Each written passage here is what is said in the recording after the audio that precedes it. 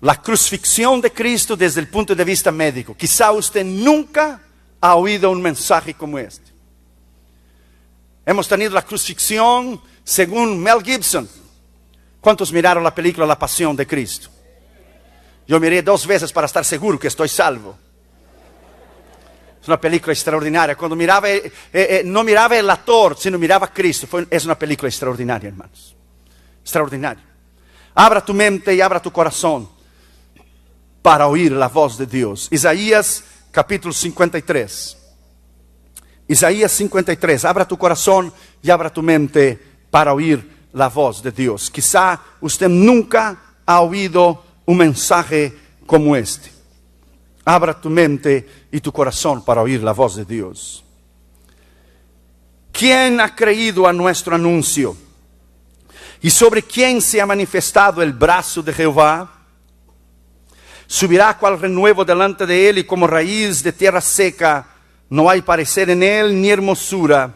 Le veremos más sin atractivo para que le deseemos. Este es Cristo clavado en la cruz. Isaías lo vio 800 años antes de morir en la cruz. Dios le dio la visión a Isaías y él escribió ese capítulo. Versículo 3. Despreciado y desechado entre los hombres, varón de dolores, experimentado en quebranto. Y como que escondimos de él el rostro, fue menospreciado y no lo estimamos. Ciertamente, que si no hay duda, ciertamente llevó él nuestras enfermedades y sufrió nuestros dolores. Y nosotros le tuvimos por azotado, por herido de Dios y abatido. Mas él herido fue por nuestras rebeliones, molido por nuestros pecados. El castigo de nuestra paz fue sobre él, y por su llaga fuimos sanados. Todos nosotros nos descarriamos como ovejas, cada cual se apartó por su camino, mas Jehová cargó en él el pecado de todos nosotros. Angustiado él y afligido, no abrió su boca. Como cordero fue llevado al matadero, y como oveja delante de sus trasquiladores enmudeció y no abrió su boca. Por cárcel y por juicio fue quitado. Y su generación, ¿quién la contará? Porque fue cortado de la tierra de los vivientes, y por la rebelión de mi pueblo fue herido. Y se dispuso con los impíos su sepultura, mas con los ricos fue en su muerte, aunque nunca hizo maldad ni hubo engaño en su boca. Con todo eso, Jehová quiso quebrantarlo, sujetándole a padecimiento. Cuando haya puesto su vida en expiación por el pecado, verá el linaje y vivirá por largos días, y la voluntad de Jehová será por su mano prosperada. Verá el fruto de su aflicción de su alma. ¿Quién es el fruto? Usted y yo, la iglesia. Verá el fruto de la aflicción de su alma y quedará satisfecho por su conocimiento. Justificará a mi siervo justo a muchos y llevará las iniquidades de ellos. Por tanto, yo le daré parte con los grandes, y con los fuertes repartirá despojos. Por cuanto derramó su vida hasta la muerte, y fue contado con los pecadores, habiendo él llevado el pecado de muchos y orado por los transgresores. Abra tu corazón y abra tu mente para oír la voz de Dios. Abra tu entendimiento. Abra lo que es tu espíritu para entender y oír la voz de Dios. Vamos a orar. Padre, en el nombre del Señor Jesucristo, háblanos con poder y autoridad en esta noche. Nos humillamos delante de ti y te pedimos que solamente la voz del Espíritu Santo se oiga.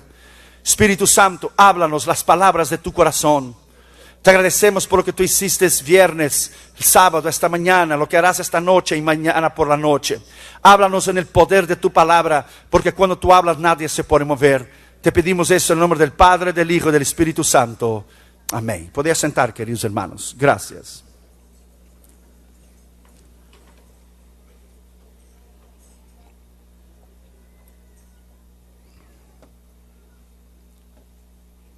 Los primeros que usaron la crucifixión fueron los persas, hoy Irán.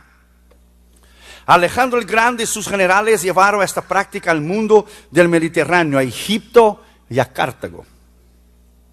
Los romanos evidentemente aprendieron la técnica de los cartagineses, y como casi todo lo que hacían los romanos, rápidamente desarrollaron un alto y muy elevado grado de eficiencia y destreza en la ejecución de las víctimas crucificadas.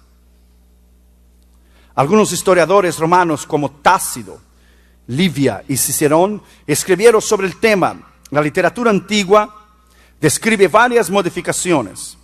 La pieza perpendicular de la cruz, el llamado estípete, podría tener una cruceta o patibulum de 60 a 90 centímetros en la parte superior, que era lo que es el palo de la cruz horizontal.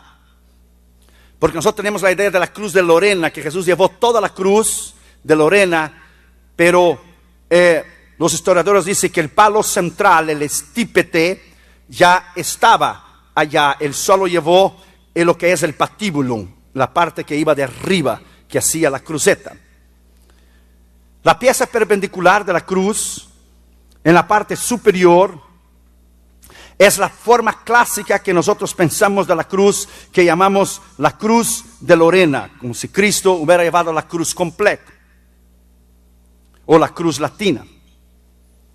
Pero la forma más generalizada usada en los tiempos de Jesús, la cruz de Lorena formaba superior lo que es del palo vertical, del estípete. Ya hay una buena evidencia arqueológica para creernos que fue este tipo de cruz que Jesús fue crucificado. El poste derecho de la cruz estaba generalmente ya en el lugar de la ejecución. El hombre condenado era forzado a llevar el patibulum, un pedazo de madera que encajaba al poste y formaba un T, que ya donde estaba el estípete, el palo central del poste donde sería llevado la crucifixión. Pesaba 110 libras, solamente el palo horizontal que dicen los historiadores que Jesús llevó.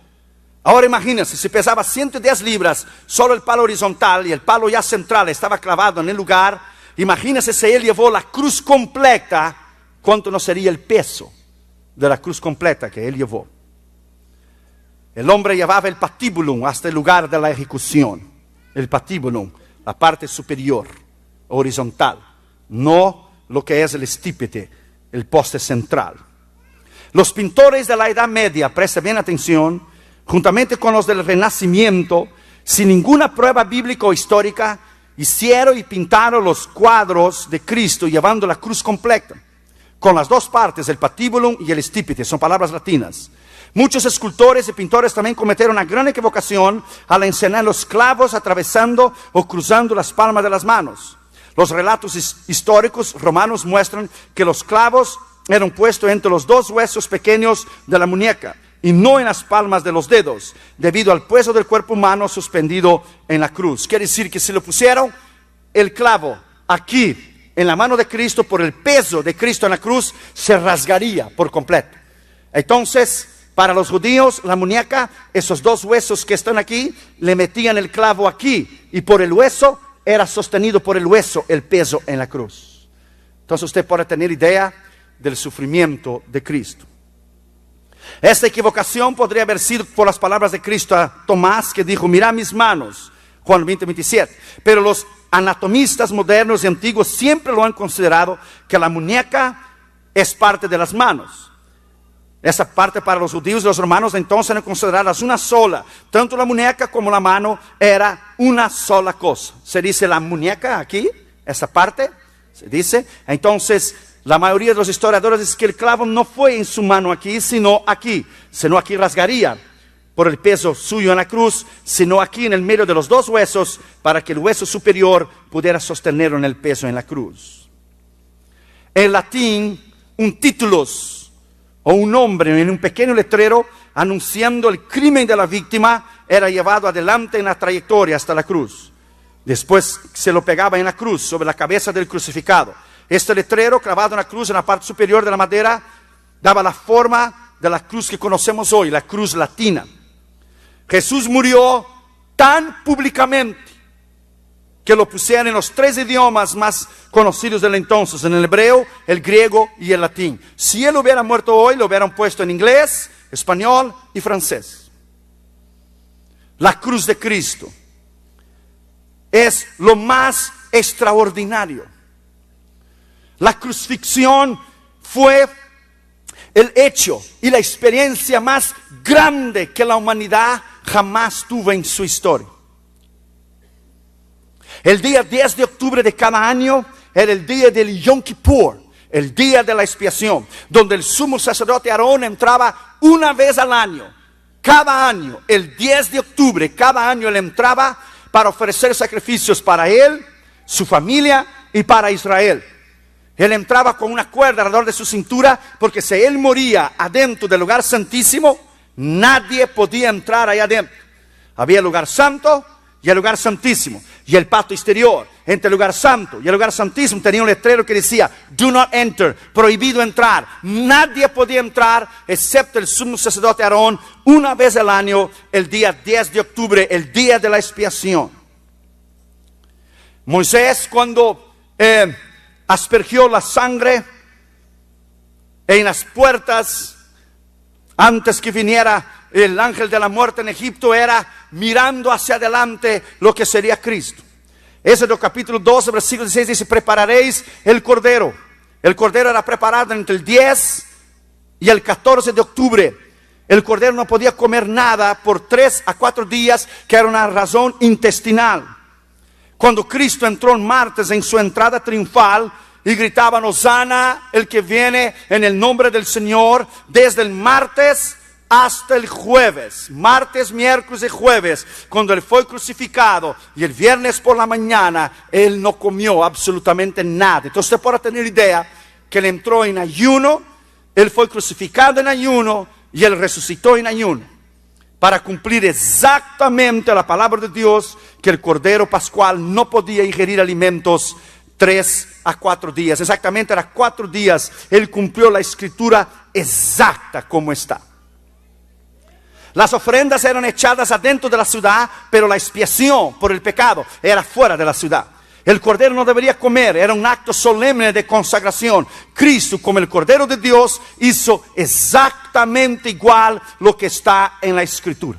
20 horas antes, Él ve a un hombre con un cántaro de agua, que es algo interesante. En el Medio Oriente las mujeres llevaban el cántaro de agua. Sin embargo, un hombre llevaba el cántaro de agua. Dijo Jesús: seguid a este hombre, que era el símbolo del Espíritu Santo. Y entonces entraron en el cenáculo, en el aposento alto, para preparar la Santa Cena. La pasión estaba empezando. La crucifixión del Hijo de Dios, que dio su vida por mí y por ti. Hechos capítulo 17 y versículo 3 dice: declarando y exponiendo por medio de la Escritura que era necesario que Cristo padeciese y resucitase de los muertos, y que Jesús, a quien yo os anuncio, decía Él, es el Cristo. La palabra pasión, la palabra padecer, es la palabra paschio en el griego, que es con la palabra pasivo. La palabra patios, la palabra pasión, es un tratado de sufrimiento, de experimentar el maltrato, de experimentar violencia, indignación, dolor, sufrimiento, padecer el abuso de los de fuera. Paschio suscita lo que es la pregunta: ¿estoy listo para sufrir? ¿O qué me está pasando? Las 46 veces que usa la palabra pasión, siempre habla y alude al sacrificio de Cristo en la cruz del Calvario. Pasión, dolor. Él vino para cumplir la escritura. No había ninguna otra manera. Él vino para cumplir la escritura. No había ningún otro arreglo. Imposible. Él vino a cumplir la escritura. Cuando Él se sentó para tomar la Santa Cena con sus discípulos, unos dicen jueves por la noche, otros dicen que era el miércoles por la noche, que fue crucificado viernes. Pero Él dejó claro: este es mi cuerpo que es entregado por vosotros. Comed, bebed del vino, este es mi sangre. Cuando Cristo salió, cantaron un himno, dice la Escritura, y se fue al monte del Getsemaní. En el hebreo quiere decir Getsemaní, moler. Cuán acertada la Escritura en Isaías 53:4, que dice que Él fue molido por nuestros pecados. Él fue molido por nuestras transgresiones. El castigo de nuestra paz fue sobre Él. Es imposible la mente humana poder entender la pasión de Cristo, entender el sufrimiento de Cristo, su dolor, lo que Él pasó médicamente hablando. Las opiniones de la mayoría de los médicos coinciden con lo que le voy a decir esta noche. Aunque hay unas ciertas diferencias y controversias médicamente hablando de la crucifixión de Cristo desde el punto de vista médico, la que yo creo que es más acertada de acuerdo a la Escritura es esa que vamos a oír. Nosotros tenemos el sistema solar en el año. Los judíos no tienen el sistema solar. Ellos no tienen el mismo calendario que tú y yo. Ellos llamaron a esta época el mes de Abid, el mes de abril. Y es frío en Israel, porque el calendario es diferente. Ahora yo quiero que usted pare y piense. Jesús arriba en el monte del Getsemaní, o en el huerto del Getsemaní, había nieve.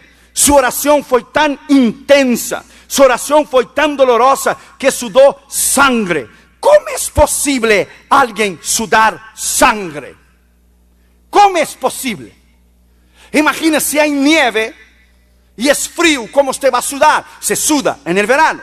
Sin embargo, su angustia, su dolor fue tan grande que la ciencia de hoy, la medicina, dice que es posible, porque los vasos capilares se abren y algunas de las venas se reventan, y es posible por el dolor y la angustia de la presión debido a lo que él iba a pasar. Fue tan grande que le empezó a sudar sangre.